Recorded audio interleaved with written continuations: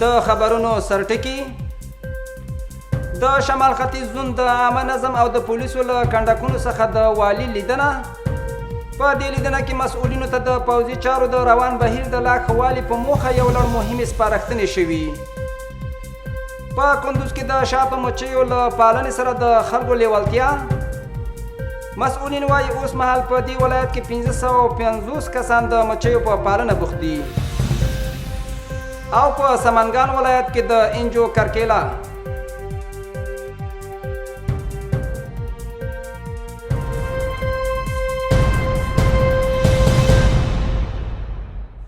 د کندوز ملي راډیو تلویزیون لیدونکو سلامونه مې ومنئ.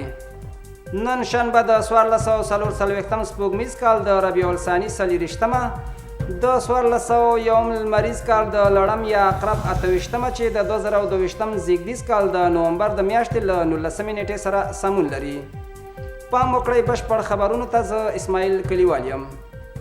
د کندوز والي په دې ولایت کې د شمال ختیځ زون د عامه نظم او د پولیسو حمایوي کنډکونو او همدارس د ځانګړې قطعې له قومندانۍ څخه لیدلي او د اداري چارو سربیره یې د هغوی او روان پوځي بهیر هم ارزولی دی.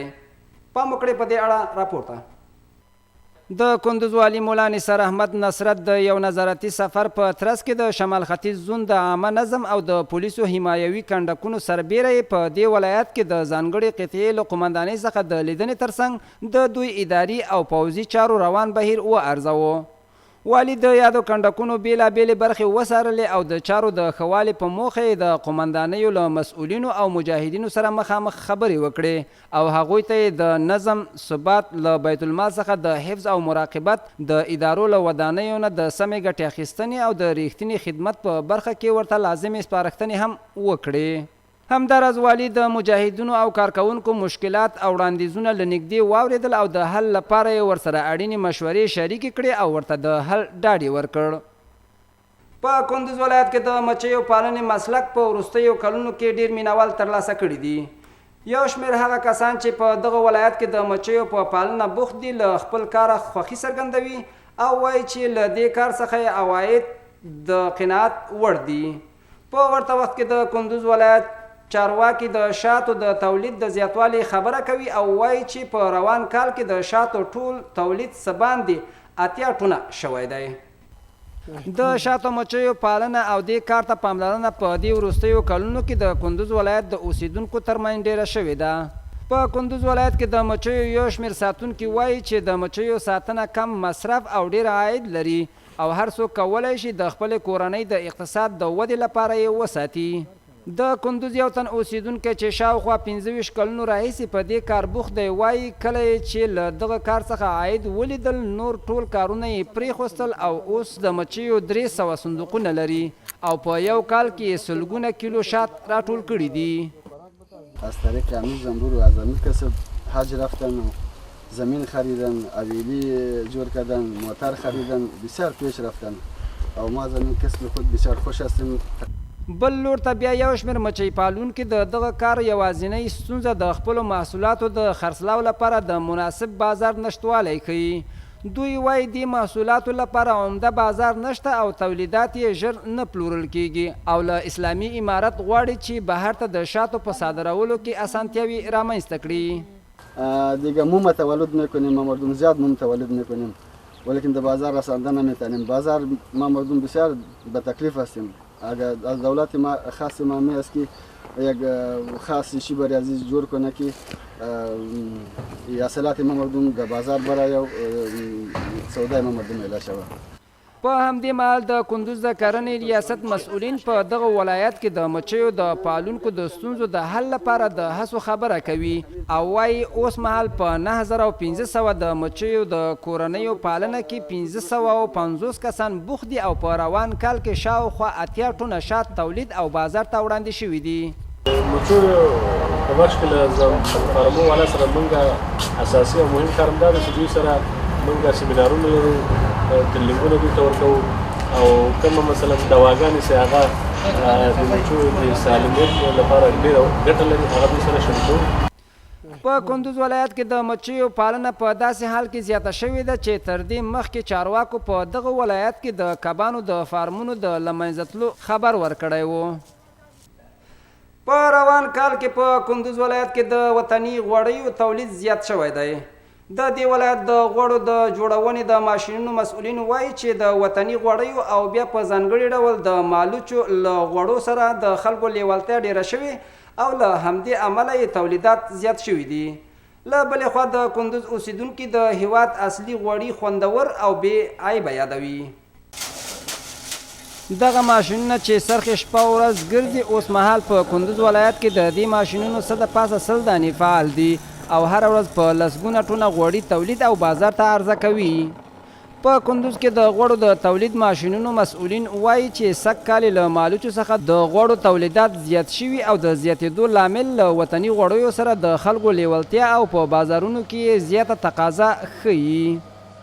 اما کندوز اشکامش تخار میره اشکامش هم میره این تولید خوب است که خوب روغن نباتات یخ میکنه مردم بسیار زغل میخورن زمستان. روغن ما خالص است بدون کدام چیز. روغن وطنی ما بدون کاسنیک است. کاسنیک نمیزنیم اما تو خالص است دیگه. د کندوز اوسیدونکي وایي چې کورني غوړي او بیا په ځانګړي ډول د مالوچو زغرو او کنزلو غوړي د بهرنیو غوړیو په پرتله ښه خوند لري. دوی د روغتیا لپاره د وطني غوړو کارول بې ضرره بولي او د ژمي په موسم کې د دغه غوړو کارول ګټور ګڼي. نسبت به روغنی که بیرون میآید داخل کیفیتش بالاتر است. دیگه روغنهای بیرون اگرچه ارزانتر میآید بی کیفیت است. له بلې خوا په کندوز ولایت کې خواړه پخوونکي وایي چې د کندوز ډیری اوسیدونکي د ژمي په موسم کې د زغرو له غوړو ځکه زیات کار اخلي چې خوړو ته ځانګړی کیفیت ورکوي. دیگه روغن کنجد یگام تا کنجد بگه کنجد جور میکنیم. یگام میمانی تا والا هر چی که باشه دیگه روغن زغیر استفاده میکنیم. دیگه روغنای چی که هستن مضر است. سختکی روی روغنای نباتی مضر است. په کندوز کې د وطني غوړو پیرودل په داسې حال کې زیات شوي چې د تیرو کلونو په توپیر سږ کال په دې ولایت کې د مالوچو په حاصلاتو کې هم زیاتوالی راغلی و. په علي اباد ولسوالۍ کې 141 بېوزلو او معلولو میرمنو ته د شو دفتر لخوا روغتیایي کڅوړې وویشل شوې.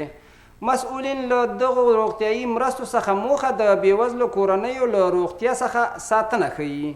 پام وکړئ په دې اړه راپورته.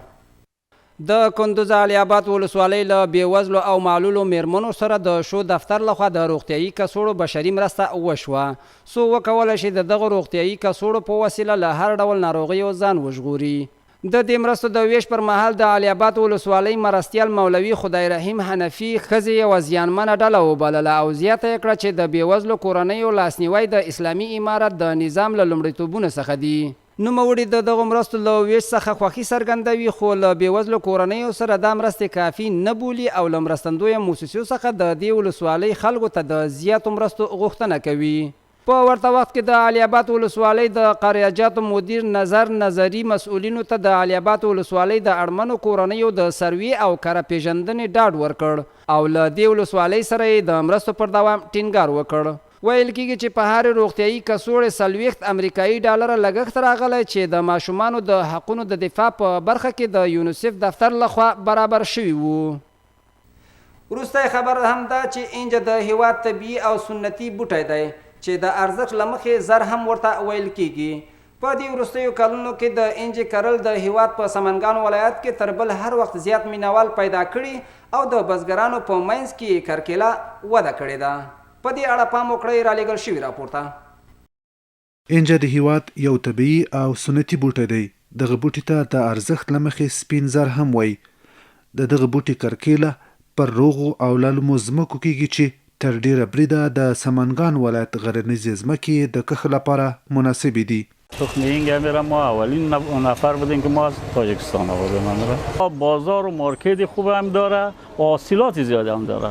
از یک جریب زمین بادام اگر بادام بکاری و بادام 10 سال 12 سال که 8 سال که در حاصل میرسه از یک جریب زمین بادام هرم که زیاد حاصل بگیری 50,000 الا 1 لک افغانی. از یک جریب زمین تو 20 لک روپیه 20 لک افغانی حاصل میگیری. انجه د هر کال په وړي کې ټولیږي او کابو 4 میاشتې وخت نیسي. که څه هم انجه په خپله د ګڼو نباتي ناروغیو درملنه ده خو پر ناروغۍ د انجه اخته کېدو کروندګر له کرنې ریاست څخه په دې ګیلمن کړي چې ورسره پوره همکاري یې نه ده کړې. 2 ساله 3 ساله شد باز یک قسم حشرات است یا از قبیل موش است، پشه است، روباس اینا باز بسیار بریزی خساره میکنه، خساره زیاد میکنه. اینجا د درملو صنعت له مخې د درمل جوړولو برخه کې د پام وړ ارزښت لري. خواص درمانی انقوزه ضد درد است، ضد کرم است، ضد دردهای دندان استفاده می شود. د مهال د سمنګان ولایت له مهم حاصلاتو پستې او بادام څخه د انجی کرکیله په ځلونو لوړه ده. له همدې کبله خو یې بزګر کرکیلې ته مخه کړې او د مهال د سمنګان ولایت له مهمو حاصلاتو پستې او بادام څخه د انجی کرکیله په ځلونو لوړه ده. له همدې کبله خو یې بزګرو کرکیلې ته مخه کړې او د مهال دغه بوټی د دې سیمې لپاره پر یو مهم سوداګریز توکي اوښتی. دا وه د دې ساعت خبري ټولګه تر بیا مو په څښتن تالا سپارم. هر چیرې چې یاست خوښ او ښاد اوسئ. الله مو مل شه.